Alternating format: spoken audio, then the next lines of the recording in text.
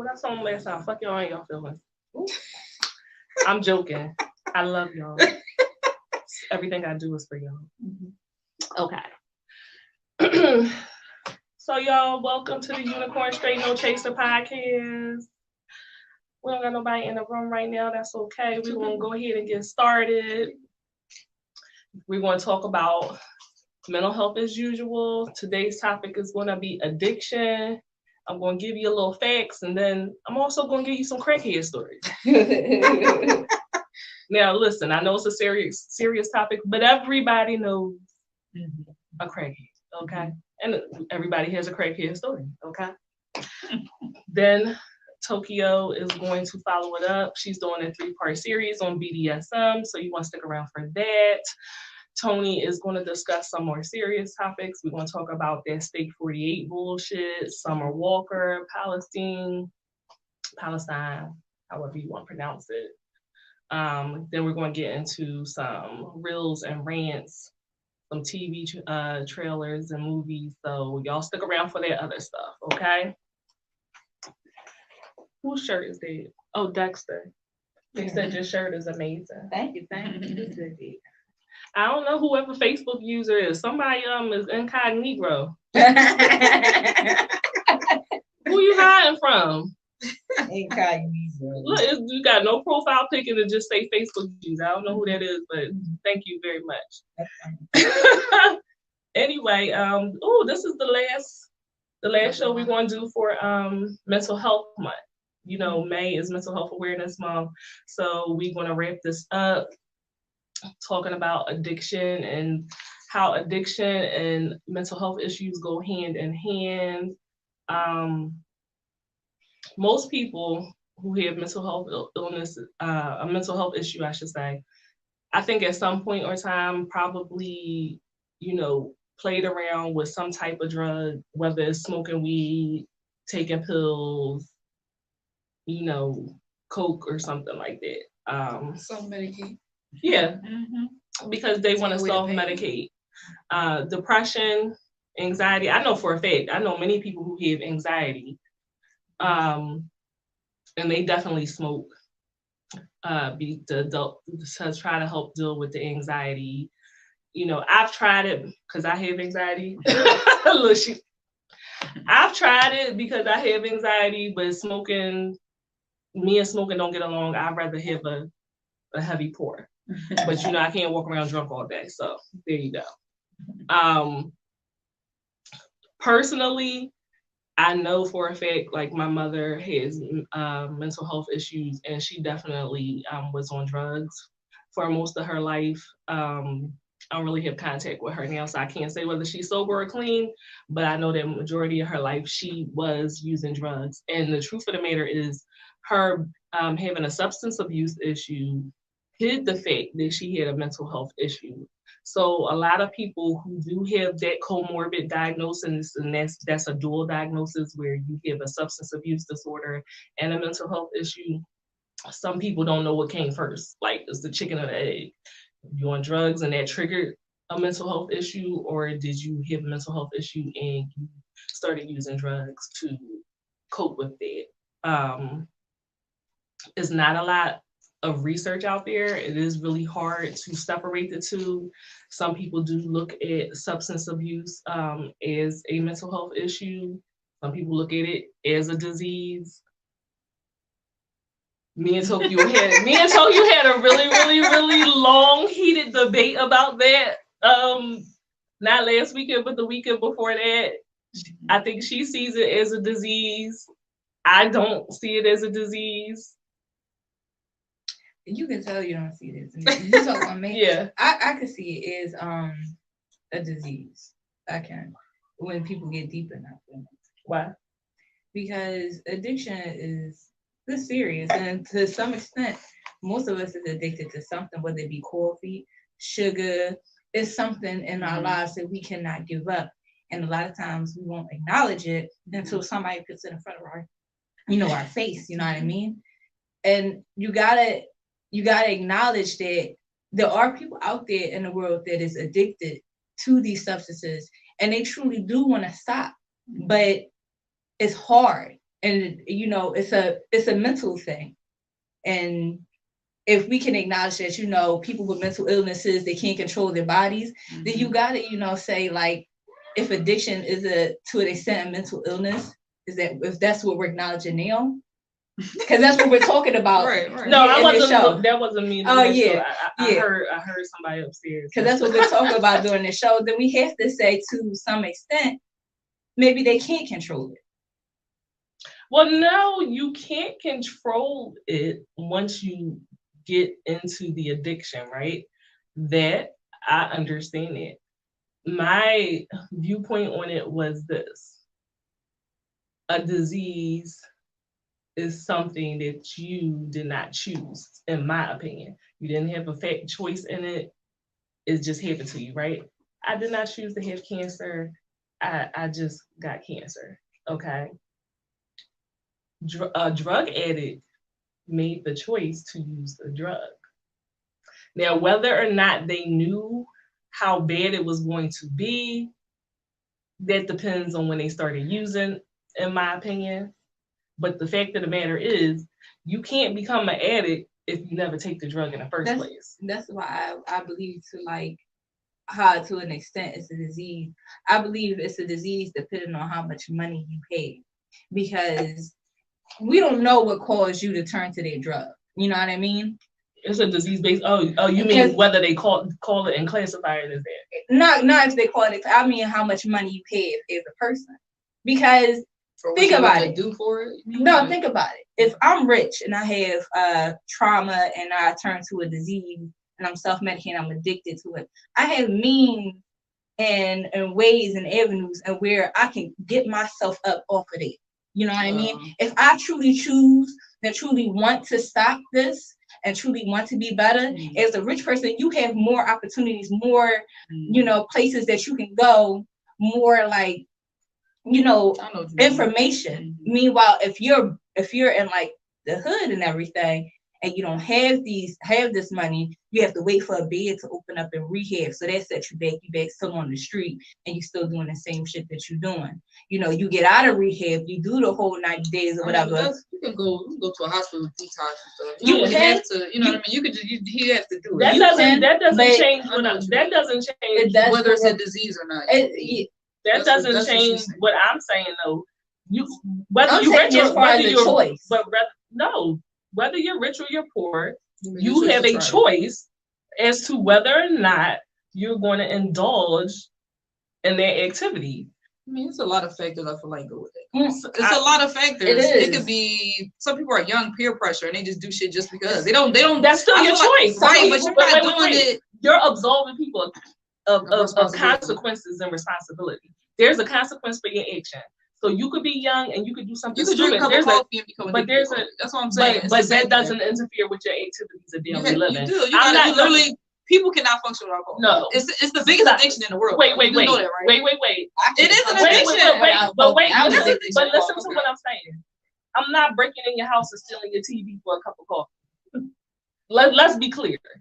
Like y'all doing a little bit. Right, but that's an addiction though. You gotta. But then you gotta think about how they got addicted. I'm not addicted to coffee. I love coffee. People become. If I'm at work, addicted to coffee. I'm addicted to coffee. I ain't ashamed. But what I'm saying is you're not going to break into. But then you also gotta think, like, if they did get hooked on drugs young kids is fucking stupid. You know what I mean? They think they know everything and they really don't. And they probably sitting there telling themselves, I can eat off.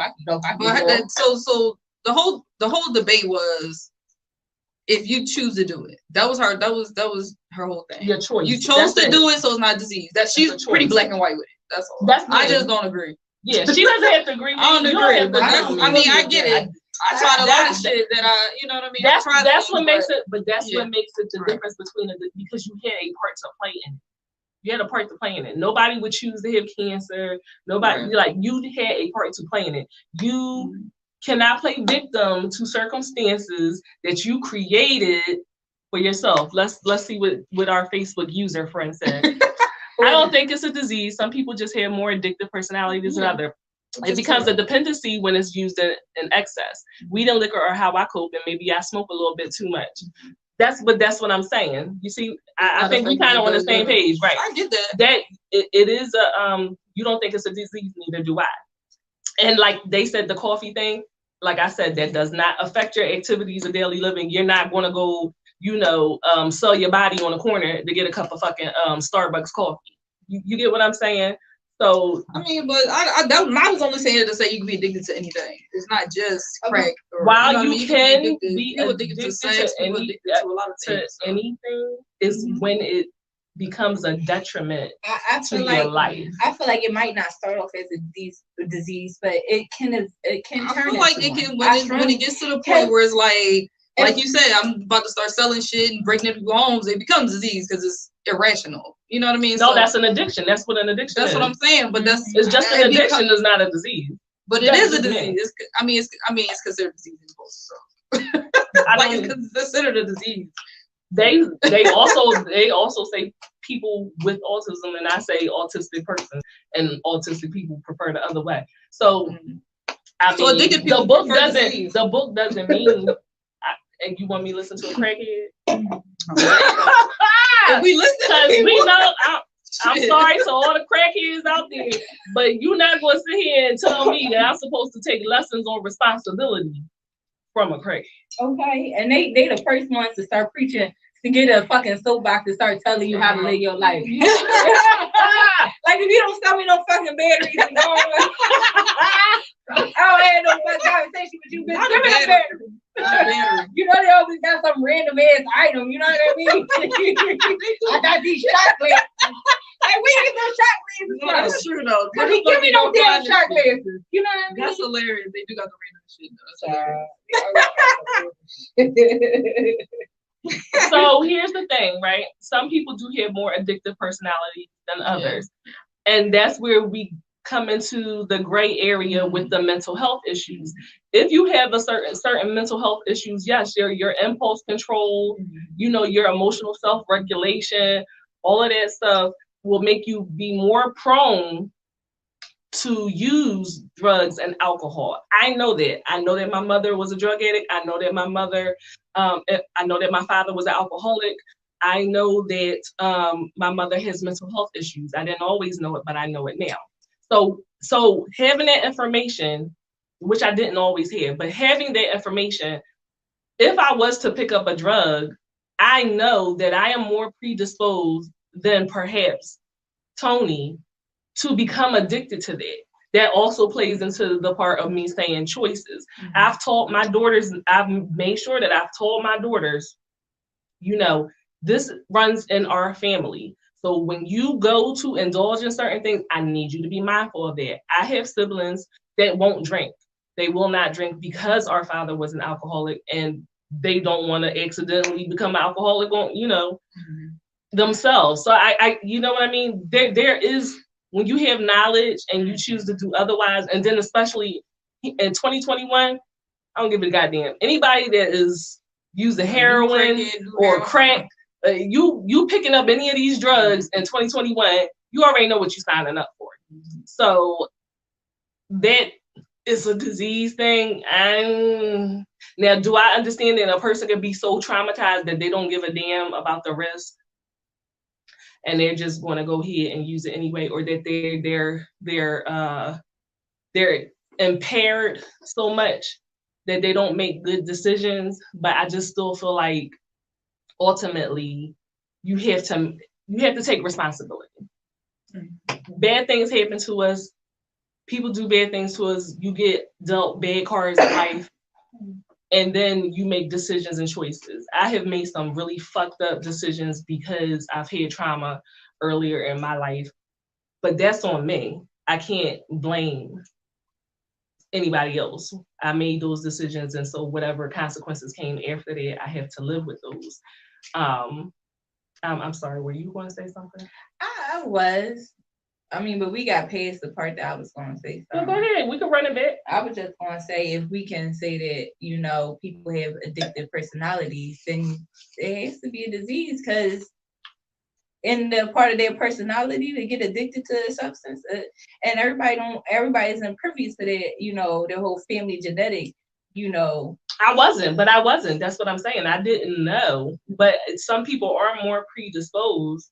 That's what I'm saying. Then it has to be. Then it would be a disease if we can say that, you know, it's a part of their personality, you know, their addictive personality. I still don't see it like that. That's so you have like anger. I'm more predisposed to be angry or whatever. Okay, fine, but I'm still responsible for the shit that I do. I'm still responsible for whether I act on those things.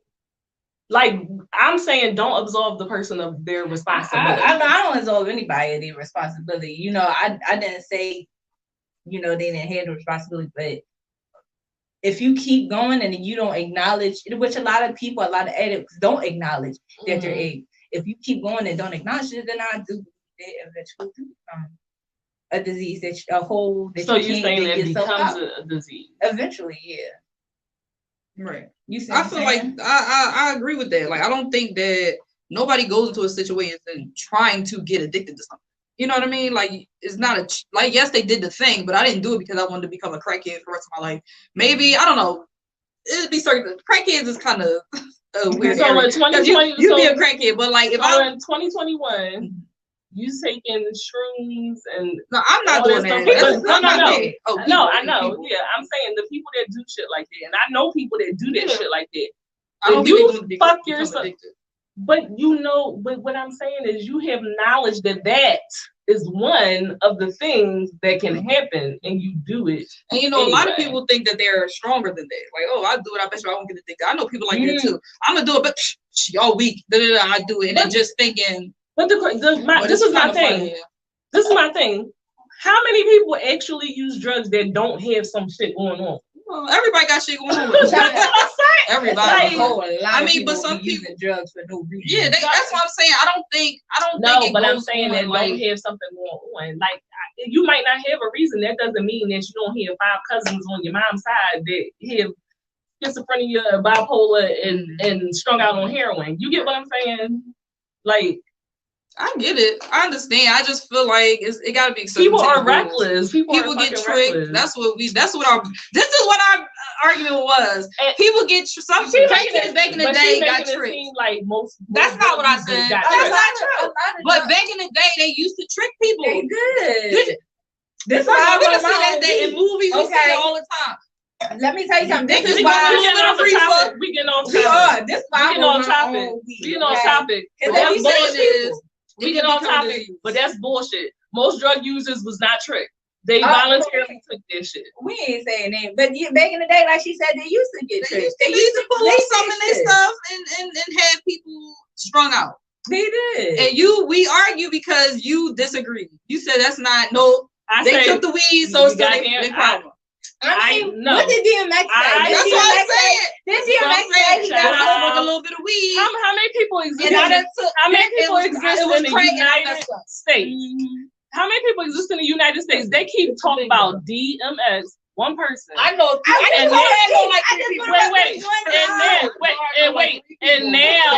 And now every crackhead got tricked. Everybody. We say the whole lot. Ain't saying nothing. These are just the circumstances. Everybody had a little crack sprinkled in their Rice Krispies. We can't even have an example. We can't. Everybody. I'm just saying there are circumstances to these situations. You have a different personality. Maybe you took something that you didn't think was that big of a deal, like weed, and you got a little trickety trick, and you became this. Or you try something. People try stuff all the time, regardless. Regardless, and I don't think anyone do it trying to become an addict. Nobody tries to become an addict. That's what I'm saying. But you're stupid if you take it not knowing that's a possibility. That's what I'm saying. Stop sitting here acting like I never think about I was gonna become an alcoholic and all that. I did when I took my first drink. I didn't say, I'm gonna take this. I'm about to be an addict today. I'm ready to be an addict today. This is not illegal. This is not illegal. You didn't say anything about being illegal drugs. You're talking about just addicts. No, I'm saying meth and crack and all that. That's illegal. So what does that have to do with anything? It's still addictive. Weed was illegal. It's still a substance. They pro crackhead. I'm not pro crackhead at all. For the I am just saying saying. They wanted the crackhead. I'm not pro crackhead.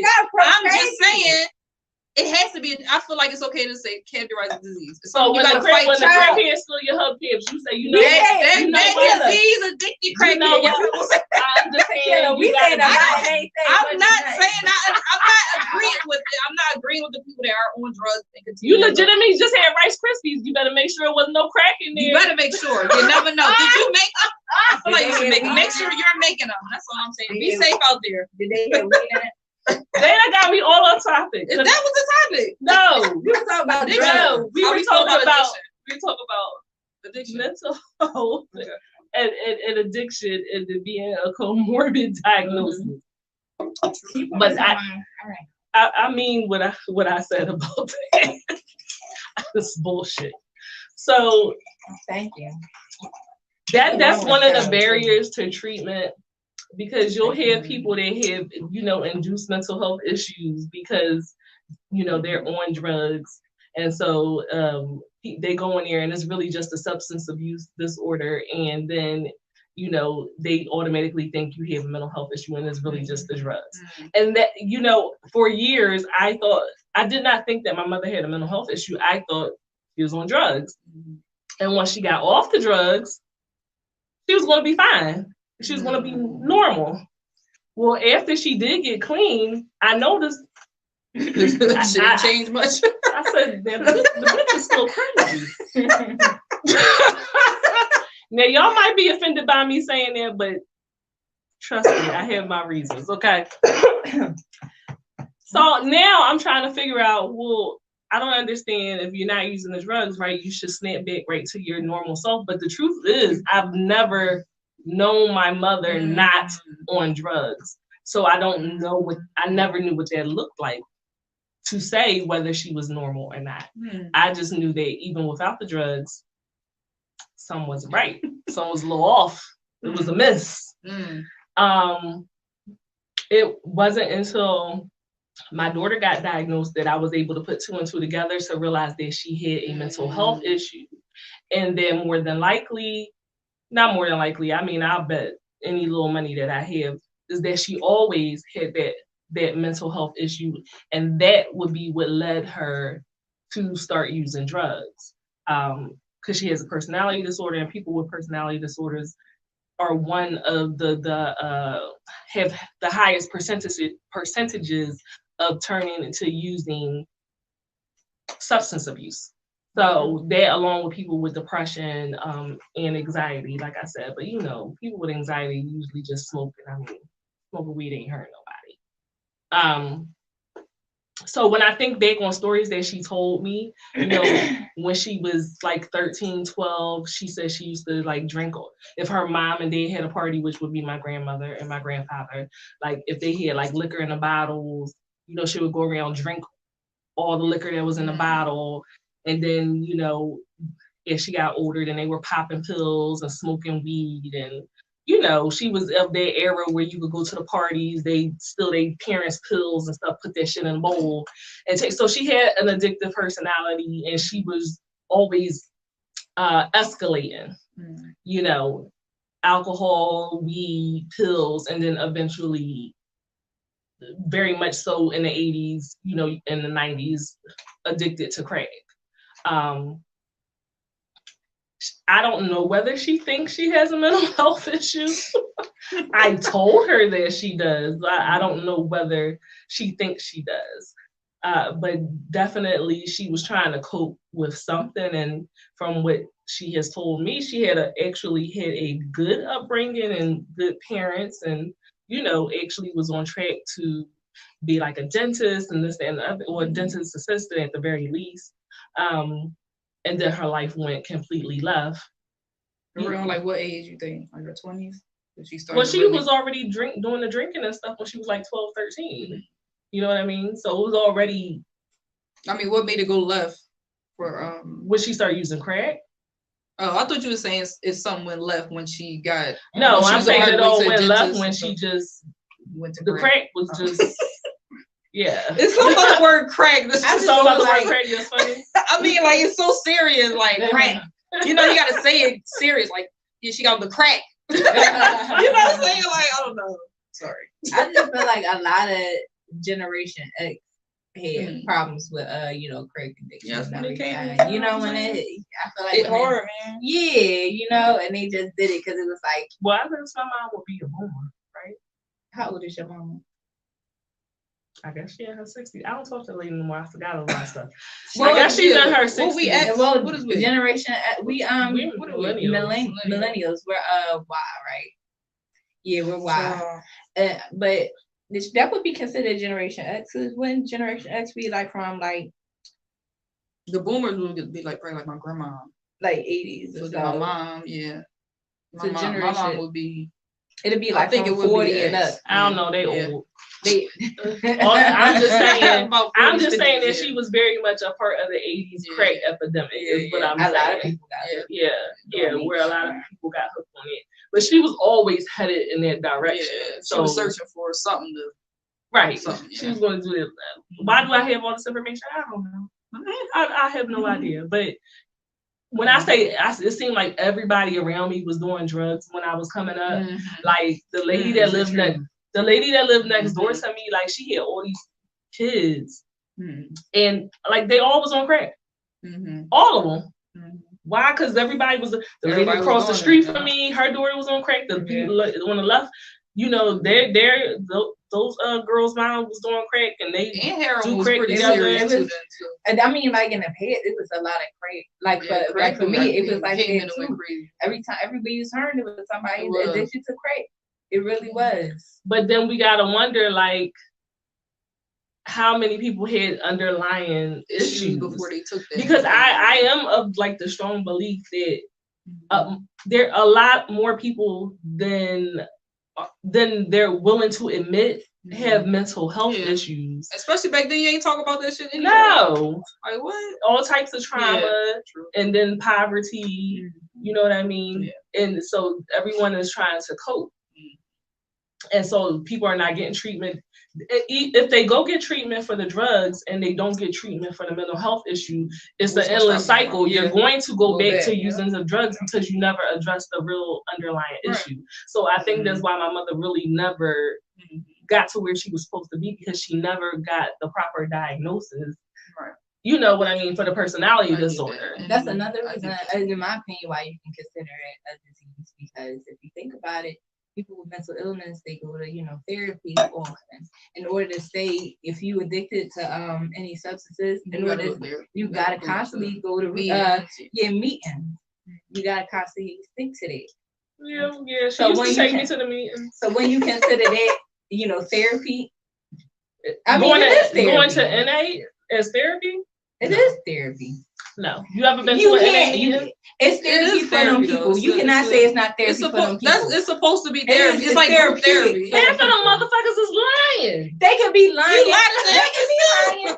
Yes, they can be. But a therapist, first of all, a therapist is supposed to be trained to pick up on somebody that's not being truthful and that's being manipulative. Okay, they don't. I'm saying they're supposed to. Some of them do, some of them don't. Every therapist is not good, just like every doctor's not good. But you go to a NA meeting, and those people are not licensed in anything. Those just regular people. So if you got a room full of people and half of them have mental health issues, whatever you call them, whoever runs the meeting, they're not trained to deal with that. They're not trained to address the trauma that's underneath of the substance abuse problem. You gotta, just like a person that's an emotional eater, right? You're an emotional eater, you're eating because... Wait, let me finish my thought.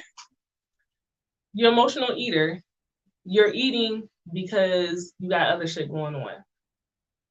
So you go on a diet. It's not gonna stick because you didn't deal with the root of what caused you to eat in the first place. That's all I'm saying.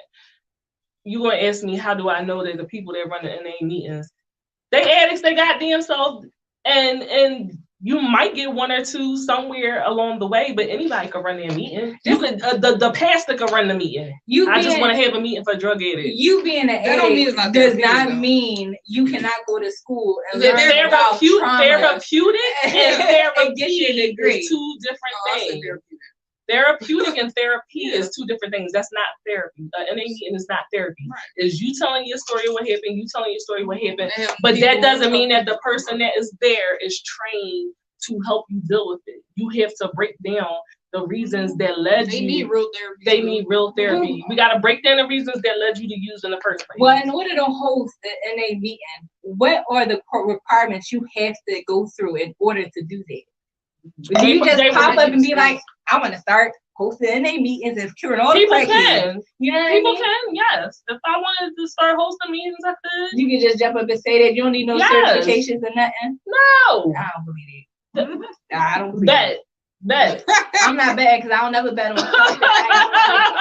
Yes, you I can. don't bet on nothing I don't read about. I'm gonna read that up because I don't believe Go it. ahead. I believe in order to host those types of meetings, you have to be certified in something and have to show some type of hours put in. No, you just gotta be sober. That's it. Man, I know you need a space. it's and you need a professors location. addicted to crack. Just because you want Pastor Johnson could be like, I'm hosting meetings for people who have substance abuse issues, and they can do it. They don't need nothing to do it. You might have to need just like experience in the subject. I don't feel know like if you you need have to be certified, Child. but I feel like you got to be like a You have- veteran or somebody that. exactly, you have to be I to don't know some sort of about- I degree. feel like don't it's know. not an answer. And I believe it's an answer. I don't believe it. I feel I like think- it's not an answer. I mean, I feel like at the end of the day, I feel like meetings help people. Meetings Not help everybody, people. not every single person, but I think it helps those people that are addicts. They go to meetings to get some type of to know that they're not alone. I mean, that's with anybody, you know. But But like, I don't know. You do need a therapy. I'm not saying it's replacement. I'm just saying I do think meetings are beneficial. I did not say that. I said that's not therapy. That's not therapy. If you never deal with the root issue, it's not going away. That's it. If you're using drugs because you got raped or you got molested, and me listening to your stories is not enough. I have to deal with the trauma that led to me using it in the first place. But that's what I'm saying. I didn't say don't go. You can go, but you have to combine, all these things have to be combined with therapy. But there are people who find speaking their truth and speaking out therapeutic. It's helpful. That's not what I said. What are y'all not listening to what I'm saying? You saying that it's not saying. therapy, but you saying it's not therapy. It's It's basically therapeutic, No, but it's negating not. that. No, I'm speaking not. on it is not therapeutic. No, I'm not. Listen to what I'm saying. I She's said saying need to both. you can do that, but you have to do the therapy as well. And they're doing it at the meetings. That's not therapy. That is not They're doing therapy. it at the meetings. You cannot work on your childhood issues one meeting a week with strangers that are not trained to deal with your trauma. You can't say that. It's a lot of people out there who Yes, are, I can who say are that. addicts, who are successful Yes, addicts, who go Yes, to I who can go to say NA and it works for them. Yes, I can say that. You can't be the judge on what's therapeutic for some people. What's I not. didn't say. I'm talking to the ceiling and the wall. I didn't say it wasn't therapeutic. I said that has to be used in combination with going to actual therapy. That's like that's like medication. And I'm saying That's that like medication. If I'm diabetic and they say I gotta work out, but the working out is not enough, you also need to take this pill. Okay, I could work out, but I'm still not gonna get to where I need to be unless I also take the medicine. So you also have to take the medicine pill. and I'm saying that some people get both at those meetings. No. You can't say that. You cannot say that. Yes, how can I you? can. I mean, how can you yes, I say can. different individual people? Because have you ever been to an NA? Listen. That's Listen. no, I'm why I asking get- her. Yeah, let me I'm break it asking down. her because she's No, so. I haven't been to. So NA then, how meetings. can you be so This is sure? what I'm saying. This is what I'm saying. How can you okay? be so This is sure? what I'm Because saying. I have. This is what I'm saying. If somebody feels like going and standing in front of the podium and speaking their truth is therapeutic, right? That we all acknowledge that that's therapeutic for some people, right? Yes. We all acknowledge that that's therapeutic. Yes. Okay. And going to therapy constantly helps people with mental illness, right? If I'm going, that's doing the work. Physically going and physically speaking my truth is doing the work and feel therapeutic to me. So how can you say as an individual to me that going to NA, me physically going to NA, doing the work like you said, me telling the truth, that's therapeutic to me. How can you say that's not therapy? Because it's not. A therapist is a licensed practitioner. It's a doctor. It's a doctor. You're telling me not to tell people to go to the doctor. I didn't say that. I didn't say that. I didn't say you. You're saying it's a replacement. I didn't say it was a replacement. I didn't say it was a replacement. So then I don't understand what the argument is. I said. I don't understand what the argument. The argument is it's therapeutic, and people do get what they need to get out of it. No, you might not. They get you might some not want of what they need. Okay, they get some of what they need. It needs to go hand in hand. It needs to go. You need to do the work, and I'm saying this because not only as somebody who goes to therapy, not only as somebody who has gone to therapy, not only as somebody who has my own mental health issues, not only as people with bunch of fucking people in my family who have mental health issues, and guess what they need to do? Go to fucking therapy. So, people always try to eliminate their stuff. You have to do your work. So, and there is something that a licensed psychiatrist or psychologist can do for you that you need. That's what they're there for. That's what they went to school for, to help you dig deep and take the steps to heal. So the people who are addicts and they've been living their life successfully, non-addicted to any substance for a long time, and all they ever went to was NA. How would you say that? I don't know the reason why they started using. And it's not about the reason why they started using. It's that they're finding what they need in that. No, there is something to be said for the reason why somebody started using. Yes. Listen. Sometimes they're going to NA. I don't agree. They're going to strictly NA. These successful addicts, And I keep saying it. I want to say that because you're never not going to be an addict once you're addicted to drugs. You're never going to be an addict. I'm only saying successful because they're recovering. Yeah, that's the word I'm looking for. That's what I'm looking for. You see how she tried to put some crack in my drink? Child. But everybody knows drugs are not. If they're finding everything they need at NA, how are they? Again, I would have to. For me to answer that question, I would need to know how and why they started using. Don't make no sense today. It don't have to make sense. You asking me what I think. You're asking me what I think, and I'm telling you my opinion. The past is in the past, and they're continuing to find what they need to find at these NA meetings. They're not worried about the past. They're worried about the future. They're finding what they're finding. Maybe they just didn't have a fucked up child. What if they didn't have a fucked up child? That's what I'm saying. That's what I'm saying. So you never had a trauma, so you might not need to do that. But we're talking about people with mental health issues. And so anybody with a mental health issue does need to go to therapy, because there's two different things. You go to the meeting to deal with the substance abuse disorder, you go to therapy to deal with the mental health issue, and then they meet in between and work itself out. That's what I'm saying. Somebody who just was like at the party too fucking long and just was, I'm gonna do coke because whatever, everybody else doing it, they might not have to go get there. That's what I'm saying. So y'all both not really wrong. Y'all just anyway, I'm a mental health advocate, and I am an advocate for therapy. Most black people need therapy, and a lot of people try to go skirt around going to get therapy by doing everything else under the sun, drinking, smoking, whatever else. Go get therapy. I don't give a fuck what nobody told you. And if NA is helping you, go if NA is helping you, continue to do what you're doing. Good job, okay? I didn't say don't go to NA. Good luck on your journey. I don't say go to NA, but most of them people with keychains. Good luck on your journey. I'm happy for you. I'm proud for you. Do you boo boo? Do you boo boo? And be great on your journey. On a serious note, though, let me say this on a serious note. Because I do have issues with the fact that Tony didn't grow up in a household with somebody who used Don't say that. Don't say that. I am saying it. No, because you don't know. My father was addicted to crack. You never said that. I don't either.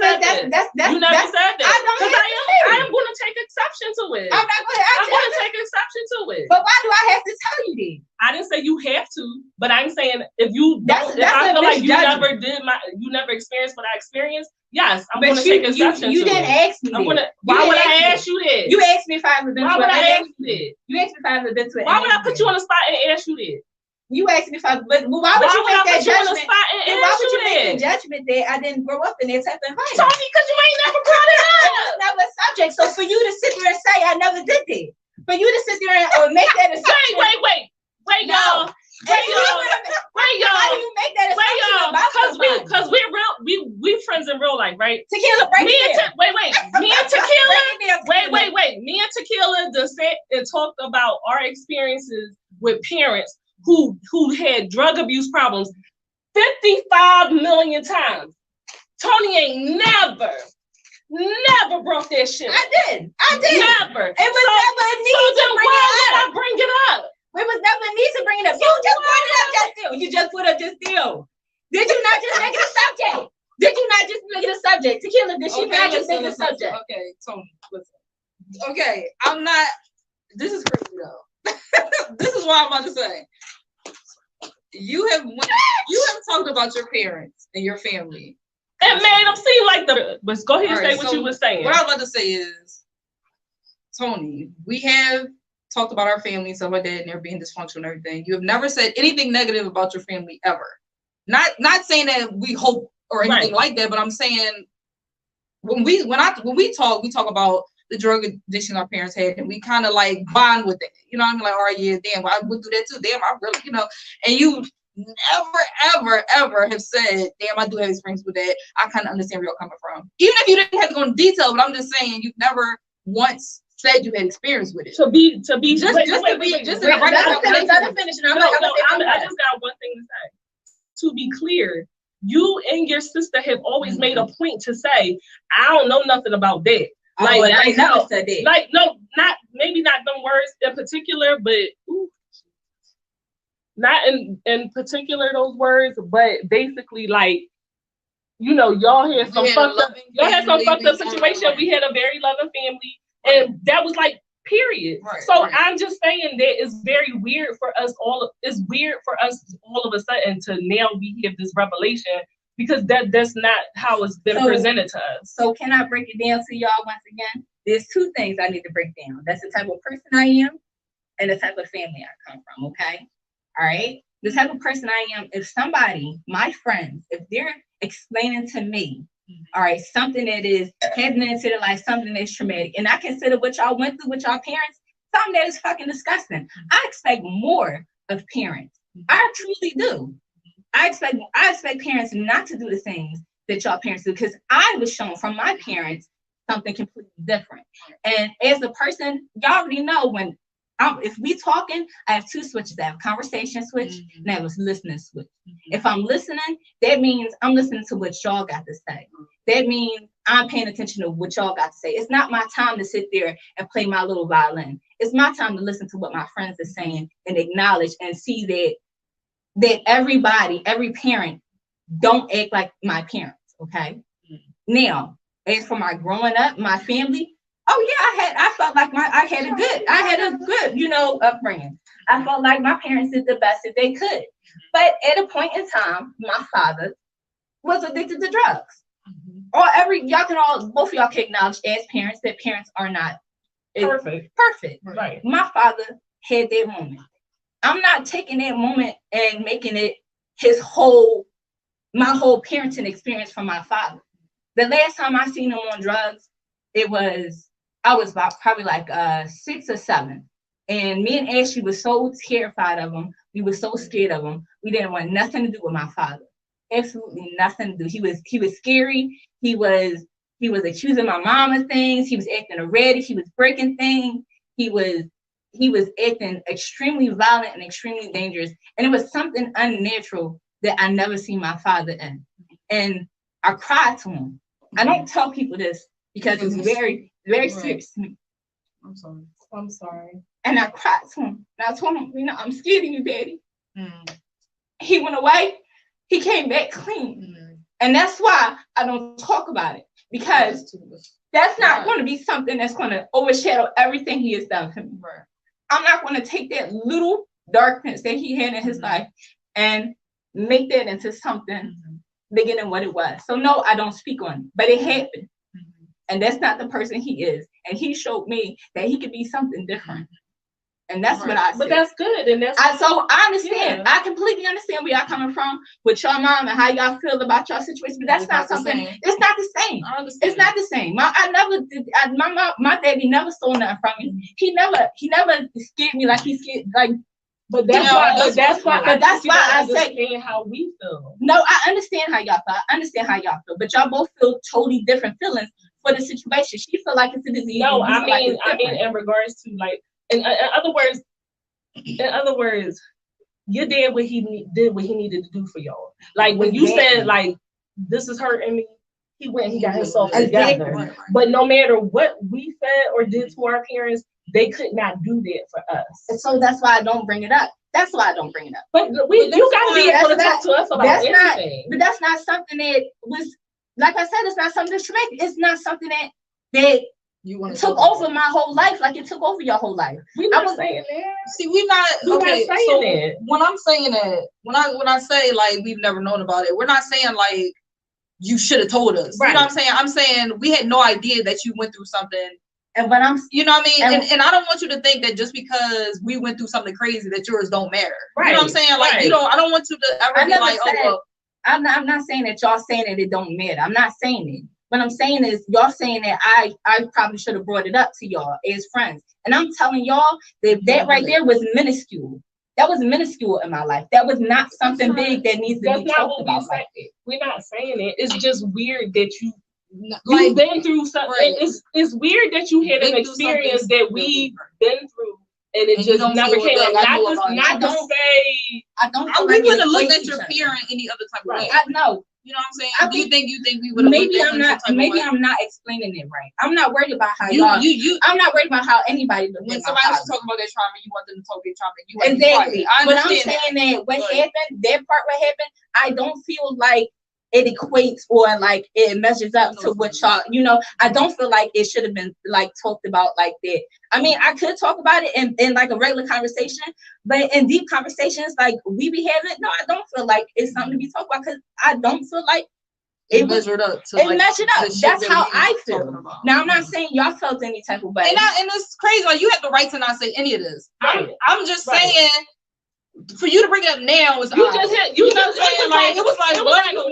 Because you never ever you didn't hint to like, oh, I've been doing something. No, like you don't have to do that. I never thought. I didn't just bring it up. You said you haven't experienced right? But we wouldn't have known. But I'm gonna be totally honest with you. The type of person I am, I know a lot of stuff. Exactly. I know you don't. But that's what. But from what you have said, and it's not just you, I know your sister too. So from what y'all both have said, it always seemed like I would never. Like y'all say the exact same words. Yeah, y'all say the exact same thing. So to me, I would never even think that. Do you understand what I'm saying? I would think that you had what you were supposed to have, which was a good family, and everything is good. What you did, right?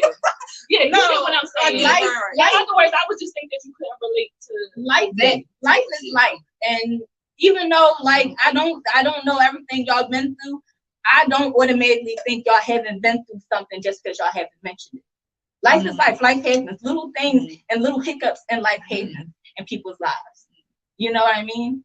I don't know. I guess you just you're a rare person to me. Like some people don't do that. Usually you bond and camaraderie with like how do you think that we found out that you know what I'm saying? Like you bring something up like, oh yeah, shit. And I went to that store because you do that with a lot of shit. But I guess with trauma stuff, you build up a wall. You do something different. So that's something that we told something different. That's different. Y'all keep saying trauma. That's traumatic. That point in time, you saying it's not, but it's not as traumatic. I said it's not as traumatic as y'all. I keep saying it's not. I know that, but that's not. But my trauma, her trauma, and your trauma is all different things. I guess I was almost tearing up talking about it. No. I'm not saying it's not traumatic, but I've been saying it's not as traumatic. And as horrible as but it doesn't matter. We're not having a trauma. Each trauma is. But you keep saying bonding. My father never did the same thing that y'all mothers did. No, you're not. Okay, you're not understanding. I'm not understanding because what we're saying is whether or not he did the same thing as our parents. you still had a parent that was an addict at some point in time. Yes. So it's very weird for us being how many times we talked about it that you just, not to get into it, that you just never mentioned it. I don't feel like that's you all. always have to. You don't. You always have to. No, mention, you don't have to. And that's but it's uncommon. But you know that's uncommon. I am going to react. I don't feel like it's. I am going to react to it because I'm finding out about it on a podcast. No, I'm saying I feel like that is uncommon for a person not to like kind of go. I don't think it's uncommon because in a regular conversation, I would have told y'all. In a regular conversation, I would have told y'all. But if y'all talking about something extramatic, we do talk about it a lot. That's not something that's a regular conversation. And I don't. So maybe that's what it is. Y'all always together. We talk about it. We talk about it more than the average Joe talk about crack. We do talk about crack more than we should. But how often am I we talk about crack a little more than we should. That's true. Oh my God. I feel you though, but I mean, listen, I hope I did not offend you. Because that's not my intention. Look, she like, bitch, yes. I mean, like, listen, because you got to see it from my perspective. Because I'm under the impression from you and the stories that y'all do tell, because y'all do tell stories about your parents. When we tell stories about our parents, they are not the same. And since that never came up, then I'm just like, to me, it was like, you got an opinion about something that you don't know anything about. So that's how I was taking it. That would be like a white person trying to tell me about being black. I'm like, you can't understand if you're not a child of an addict. You know what I'm saying? That's how I completely understand it, but it was an assumption. It was an assumption, but it was an educated assumption based on the information that I've been given previously. So let's just move. Can we? Yes. Come on. Listen, ain't none of this scripted. The shit ain't scripted. I was supposed to say some shit too. I had my stuff in the back of my head. I had some crack stories. I didn't even get to my crack story. We done went way over. We done had technical difficulties and everything. We apologize for the technical difficulties. Our device. No, I think it was pressing the power button. It was pressing the power button. But we back and we better, so whatever. I still love you, Tony. You ain't gotta love me right now. You can love me later. Anyway, we're gonna move on to our In the Box segment. Inside the box. I'm sorry, shit. Look, I can't even fucking talk now. Shit, inside the box, child. We in the box, inside the box. I need to put some look in this goddamn glass, y'all. I don't need nothing else. I gotta drive. No, and I already done smoked before I came here. So look, she's spilling stuff. Sorry about that. Listen, so let's get into the inside the box. Don't say y'all need to pay for this episode, okay? We need some money for this. So this segment, I'm going to be doing a 3-part series on BDSM. Can you put up that poster? Yes, BDSM. The first segment is going to be on bondage and discipline. That's today's episode. The next one is going to be on dominance and submission. And the final episode is going to be on sadism and masochism. So let's get into bondage and discipline. So bondage is the practice of consensually tying, binding, or restraining a partner for erotic, aesthetic, or sensory stimulation, which is applying stimuli to a body part for a certain response in the brain. We'll get into that later. Or punishment. Bondage can be done with a rope, tape, plaster, or medical wrap, or multiple other things. Whatever you can find a wrap a person in, you can probably use for bondage. Usually the restraining is done by a dom or the dominant partner, and the sub or submissive partner is being tied up. So some people do bondage for different reasons in BDSM. Sometimes it can be, I'm just going to talk about 2. Decorative bondage is the restraining partner is bound by for a decorative purpose or to be used as an aesthetic object. So just keep up the picture of the bondage. So this is this is decorative bondage. So this person is I found it very pretty. Isn't it? Isn't it called something with begin with an S or something? It is called. But yes, it's called something. So this is a black woman. They use it for purposes of like taking photographs, and sometimes they use it. They type it for like furniture and like you're like a centerpiece, or like a art gallery, things like that. It's actually, I find it very pretty. Decorative bondage is cute. Yeah, it's very cute. Like it's not really used for any other purpose except for just looking cute, looking pretty, and aesthetically pleasing. If you got pee though, you fucked up. And the other bonds I'm talking about is torture bondage. The restrained partner is purposely bound in an uncomfortable position, or painful position, and is a punishment or form of discipline. So torture bondage, you can be put in various positions that are very uncomfortable. Sometimes your leg and your arm could be tied together, like in a weird position to where like it hurts and it's uncomfortable and stuff like that. Some people like that because it's a sadomasochistic type of situation, so it hurts and it's painful, so it gives the person that's the dom pleasure in doing it. It's very interesting. So we're going to talk about an extreme form of bondage, which is mummification.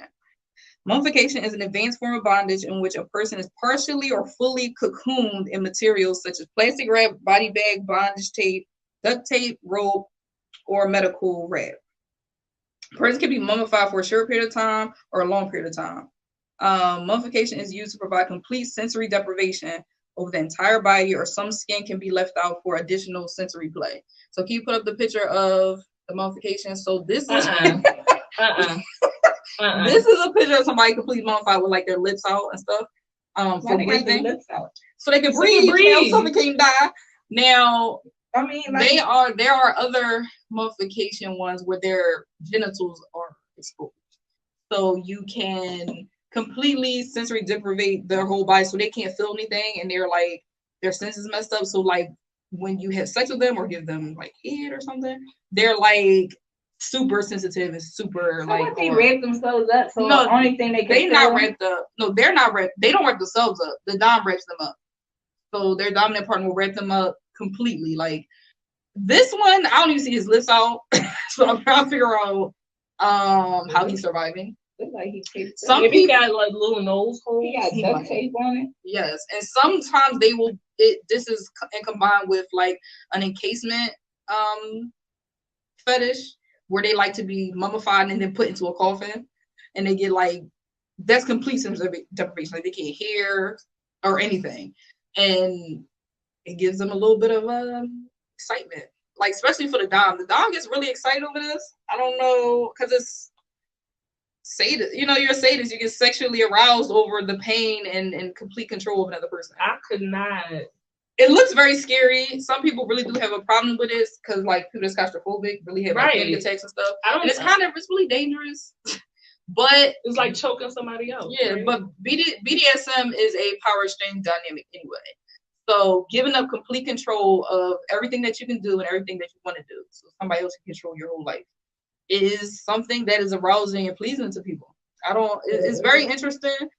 And these are called scenes. Like when they do this mummification or they do these type of dynamics, it's the scene. It's they get into a different headspace in order to achieve this thing. So they have to be you got to imagine mentally what type of headspace you have to be in to be completely mummified. Like you got to be almost like numb. Like I don't even know or feel anything. And that's the headspace they get into in order to get to do this. Now, some people use mummification as a form of discipline. Discipline is a way of to help train a submissive partner. Discipline is essentially punishment for rule-breaking, bad attitude, or minor infractions. So obviously, if you are in a BDSM relationship and you're the sub and you're being a brat, so that's a sub term or whatever. You're a brat. You're being, your dom told you to go clean the kitchen and you miss a spot and he finds out, so you now gotta get punished or disciplined because you didn't follow the rules. Sometimes you get mummified. Sometimes, but I mean, it depends on the infraction. So if missing a spot might be you get a spanking. Yeah, because it's rules to this. It's very serious. I'll get into that probably in the next one. Rules is very important. So if you have a expectation, you have to do this. So you got to come in every day and put on a diaper. You know what I'm saying? Let's say this is a rule. You got to get out of your grown-up clothes and put a diaper on. Because Dom said that, right? And you come in, you don't put a diaper on, you get a spanking. That's a minor infraction. You put a diaper on, you get a little pop on the butt over the knee. You know what I mean? Okay, fine. Say you do it all week, and now the Dom is upset. You get mummified, you're getting a beating. Serious. It's serious. They're like a parent. That's what discipline is kind of. It's like the disciplinary parent. You messed up. You did something you wasn't supposed to, so you have to get disciplined. The discipline is just a little interesting. So it could be physical. The type of punishment could be physical. You can just get a spanking, a patting, a little caning. Get hit with a cane. You know what I'm saying? Get a little. So we going back to slavery. You get what? Yeah. Get a little pop. What if you get robbed? What? Like, I mean, like. So when you come home, you done got robbed. No, like you mummified and shit. You know what? Jessica, you know what? You put one of them mummification pictures back up there again, please. Yeah. Hell no. You fucked up, and it's so tight and precise. Like, so what is that they're wrapped up in? That looks like cellophane or something. Like some. You know how like you wrap furniture around? Yeah, that's like some Dexter type shit. Yeah. Yep. They're very interesting. So do they have sex with them while they're mummified? Sometimes. It depends on what was discussed. Some people, they just get mummified and then they do little things like they'll keep one body part out and like tickle your feet. Or like they do, they're trying to do something to your senses. You know what I mean? I know. I don't like people tickling. Yes, they will tickle you. It's like sometimes a form of torture. They'll torture you a little bit. They'll use a feather and like put it on your ear, or like it's really torture. But I think what happens is because the rest of your body is so desensitized that it's like enhanced or something in those spots. Like I've seen one where it was a woman, she was the dom, and she would mummify her subs who were men, but she would leave their penis out. And she would like either ride it or, suck on it or something like that, and then spank them, or, like she would do a bunch of things and they could not do anything. Like I can't move around. I could do whatever I want to do. That's a little bit interesting.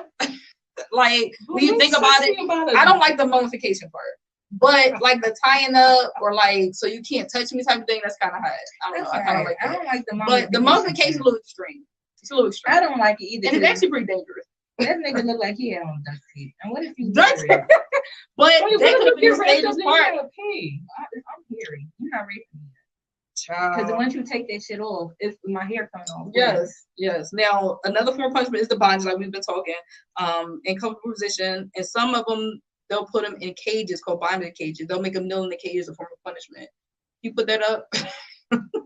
So this is yeah. So he's being punished, or this could be used for a photo, but. Honestly, they have bondage cages to where they will be tied up or put in a position, and they got to stay in there for however long they feel like. Would you be in the cage? I think I'm too big for a cage. I think I'll get more uncomfortable more than the average Joe. But just a cage, a different type of cage. Yeah. I could do a cage. I don't think so. I don't like Tyrese.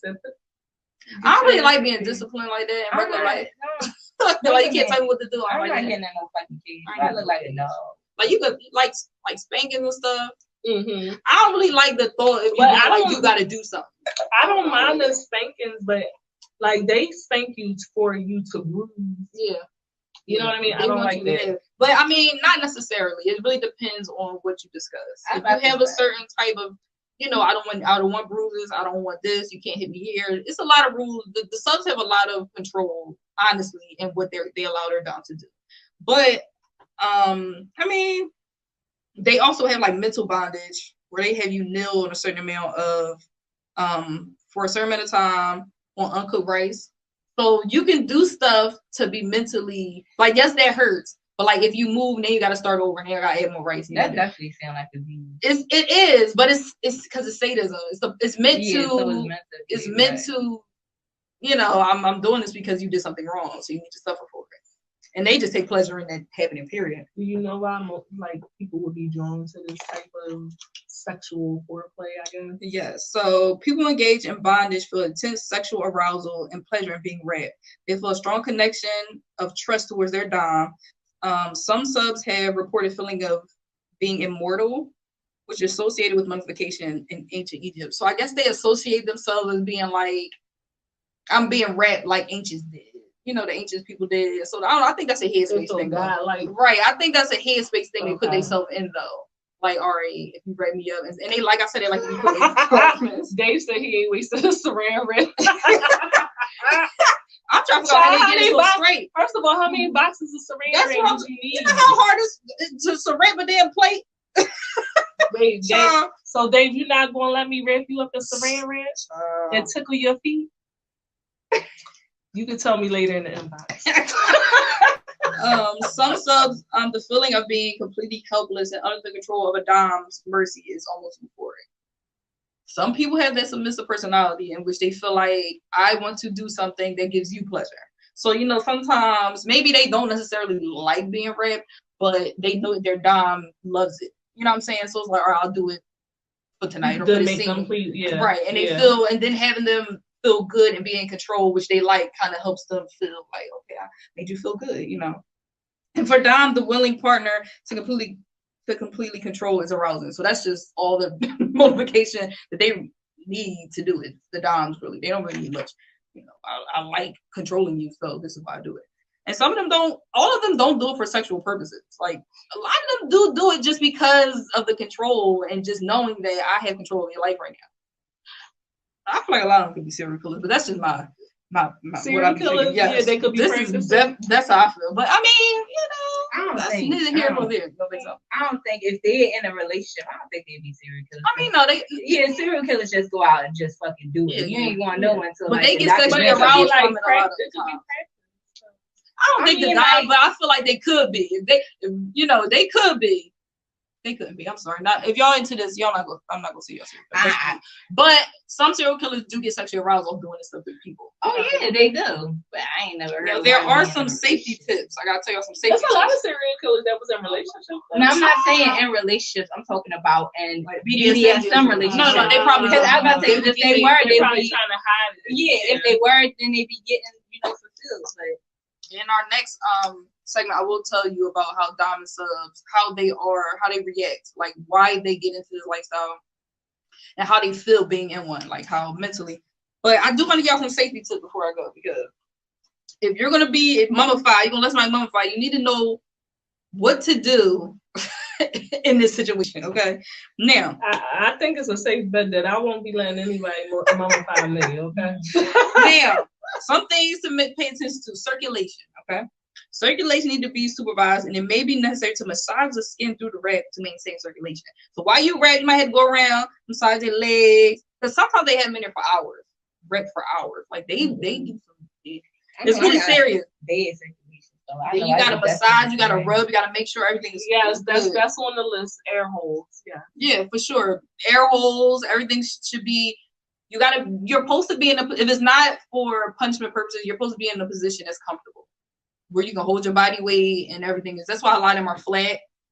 You should not really be in a hanging situation or nothing that like really can hurt you, but unless you're being punished and you consent to that. Well, a couple of the first bitches was hanging. Well, that was more like photography, so they probably just up there for a minute. But they do that hanging. They do, but it's usually punishment or like the rope play. Yeah, rope play is pretty for some reason. I find rope play pretty. Sometimes I have seen role play where like the boobs look crazy, so where it's like it look like they suffocating and they just look like they right around the boob, and I just found that traumatizing. Would you be tied up? Yeah, I don't mind it. Yeah. Would you hang? No, I can't. I mean, it depends. I hang. I'm lying. I don't think I would. You know what? Because I started thinking about like I was watching that show Taboo, and the bitch had the loops in her bed. That's crazy. I can't do that. I mean, not crazy. That's I know what you're talking about. That rings. Oh my god! So they put the metal rings in them and have them hanging. We ain't got no That's that wasn't another topic, but I wouldn't. That's extreme. That ain't nothing. That's really, I can't imagine.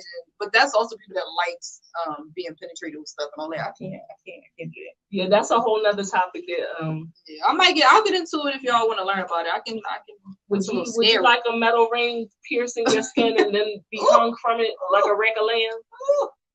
Tell us in the comments. Scary. So circulation is one. Safety shears. Make sure you have some safety shears for emergency. How the fuck you gonna get out? The dom will have to do it. Shears. This is all for the dom, though. The dom has to do this because obviously you can't do anything. The dom has to do this as all safety precautions. Circulation. You would still have to take care of the person. You can't just leave them there unless you think being punished. I don't know. Safety shears. The person being mummified may become dehydrated due to excess sweating during mummification. Process. During the mummification process. So keep blankets and water close when unwrapping. That's too much. When you're getting wrapped, imagine being wrapped in plastic and just being like naked, because they're usually butt naked. That's what I'm saying. You're going to sweat to death. Like you're going to be you're going to be sweating. You got so you're going to be behind I don't even think you'll be able to feel it. Through all that, that's layers. They ain't even one layer. It can't hurt to have the air on. No, yeah, true. So you gotta make sure you keep blankets and water nearby for when you unwrap. And always have this is something that I put. Always have a safe word or a gesture or something established before any BDSM scenes, and always discuss limits. So if you're gonna do a mummification bondage scene and you don't want your fingers, in, that's something you should talk about before you get into the process of mummification. I don't want my hands tied, or I don't want them mummified. I don't want my nose and my face. I need this out, stuff like that. Make sure that you have limits and you discuss them beforehand. And I feel like maybe if, during that time, it's okay. If I'm ready to get out, I'm going, do this. I'm gonna snap my fingers or something. You know what I'm saying? Like whatever's out or whatever you have, you make sure that you have safety words or gestures or something. Because stuff can go left real bad, or you might take a shit in the middle of nowhere. And you need to make sure. Ooh, shit in the plastic. Shit, I got to shit. Get me out of here. That's how I feel, I feel about that.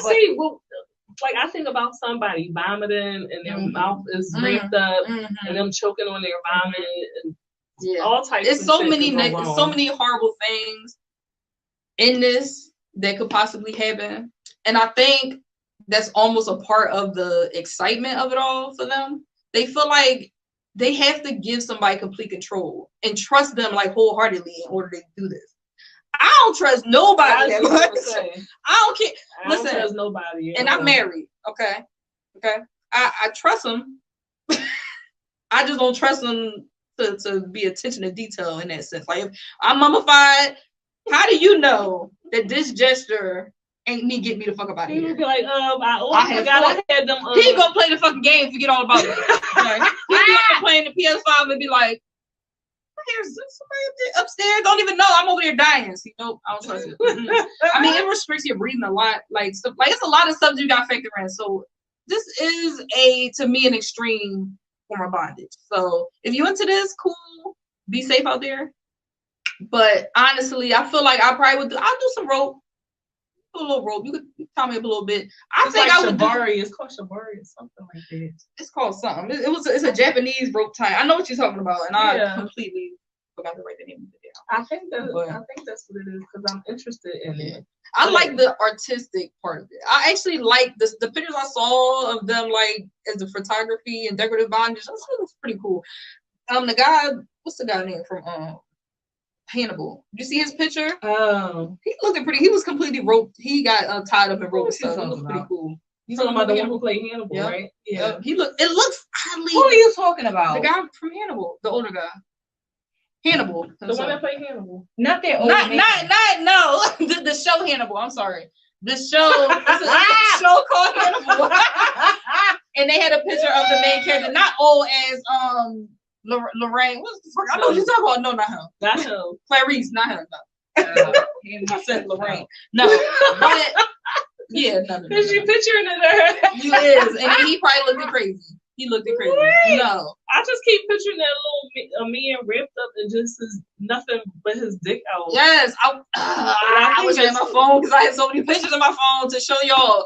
Yo, it looks just what y'all think.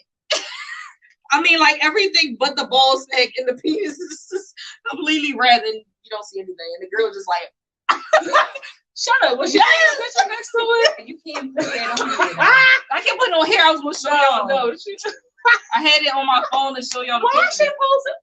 Because she was the dom and they was in a little scene and it just hilarious. Yes. I said, oh my goodness. Yes. And it looks foolish. Who thought of it? Who was just one day sitting around and was like, "Bitch, you know what? I think Get the saran right. wrap." You don't fuck up. You don't fuck up. Go get the wrap. Go get the wrap. So what I'm the foil. what I'm about to do is I'm gonna wrap your whole body, and I'm gonna just leave your dick out. Yeah. Child, it's a history. It's a. I mean, I know it is. But I want to know. I want It's to a know history of it. Like what they the origin of what, like. Yeah. Somebody trifling out there was like, you look real good wrapped up in some cellophane. And I didn't even show the picture of the plaster. They had one of these completely in plaster. Yes, you going too fucking far. You going too fucking far. No, I mean like they plaster and put a hole, put a tube, put a hole in the mouth. You're not about so to their whole entire body was covered in like when you get a cast. That shit. Yeah. Hell no. So you gotta saw me out of there, bitch. You really going too far because plaster itch. And then breathe it through a straw. Yeah. How are they going to massage your skin? I don't know. I don't know how they was going to get I don't see. My thing is, I'm not willing to die for an orgasm. And they don't come. They not coming. They not doing shit. Now, no. I have seen some. No, because it just milking table. What's yeah. Dave, now I'm questioning you. I'm questioning you because you know what a milk. What's a milking table? Tell me. It's a like they milk you. I would assume they milk who? I would assume that they milk the penis. They milk the penis. Are you literally laying on the table? Yes. So you laying on the table? Is a hole in the table? I believe so. Let me see your phone.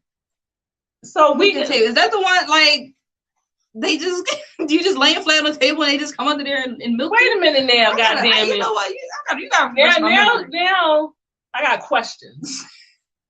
So you're laying on the table. Oh, that's the plaster one. Child. Oh my God, they had one with did I send you the one with the Spider-Man? That's really a mummification. Yeah, they had a Spider-Man one. They painted the whole outside Spider-Man. Who cares? That's crazy. It was plaster. No, he was plaster, and they just painted the outside. Oh, this is an animation. I was about to say she in it. So they just like jerking you off on the table through the hole with the penis. Mm-hmm. I mean, that's a hand job, I guess. Y'all can't see this picture, but yeah, that mattress did look pissy. Yeah, 100%. For sure. Yeah. Dick in a box.